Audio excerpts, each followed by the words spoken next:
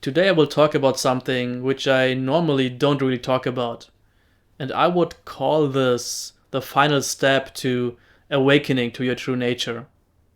And the reason why I usually don't talk about this is because it's not something that can really be taught.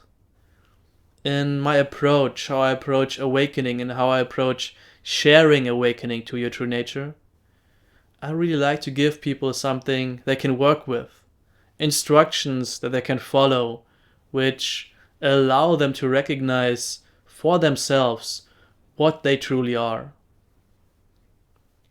And I love approaching it this way because you're not just helplessly struggling then.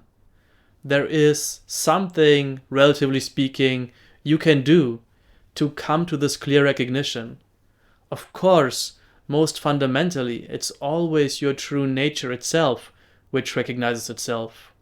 But nevertheless, from this perspective of the human being, there certainly are these steps which true nature can take to come to this clear recognition. And so I'm a huge advocate for giving these pointing out instructions to allow true nature to recognize itself. But you might have noticed that very often these instructions don't quite get you there. There's a little bit something missing, something magical or even mystical, we could say. And this exactly is why I don't usually talk about it that much. Because if I would just emphasize that over and over again, that would just be frustrating for anybody who's listening. Because steps can be followed. But how do you perform magic, true mysticism? It can't be done. And so what is this final step, which can't really be taught? We could, in some sense, describe it as a final surrender, a final letting go, a final dropping into your true nature. Because you see, as you are following a pointing out instruction, it's almost like you're being moved into the best position for recognizing your true nature. You're becoming increasingly prone to the experience of awakening to your true nature. And the way I usually like to go about this is by using spacious awareness to come to the recognition of true nature. And so very often I like to use relaxation and increasing openness to create space, to release the usual fixations we have. And from this opening, it is then possible to very effortlessly and easily recognize what you fundamentally are. And so where does this final mystical step come into place? Well, you might notice that even if you follow these instructions perfectly, there is still this slight feeling of effort there. This sense that you are the one who's needing to maintain a kind of expansion of awareness, who has to follow the instruction, who is entering into some kind of state. But then, when you are there, when this effortlessness, this relaxation, this openness is recognized, and you just drop all effort to maintain that, what happens is that true nature recognizes itself.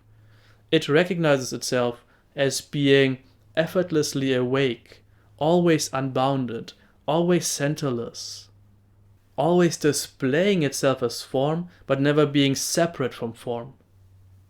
And so that final drop to come to the recognition of your true nature is somewhat magical. Because even to say drop is to give a kind of instruction, and you might then try to drop the effort. I might also say relax, but even that still is a kind of instruction, and you then might try to relax. But what is it like if you just surrender into this vastness of being, this already established perfection and openness? I can't tell you how to do it, but you as your true nature know how to recognize yourself, how to relax into yourself. So when you are in this prime position, this perfect openness for recognizing your true nature, then just allow yourself to surrender into your being, into what you truly are. And there might just be a glimpse of that. There might just be this clear recognition of your true nature before it then coalesces again into another fixation and contraction.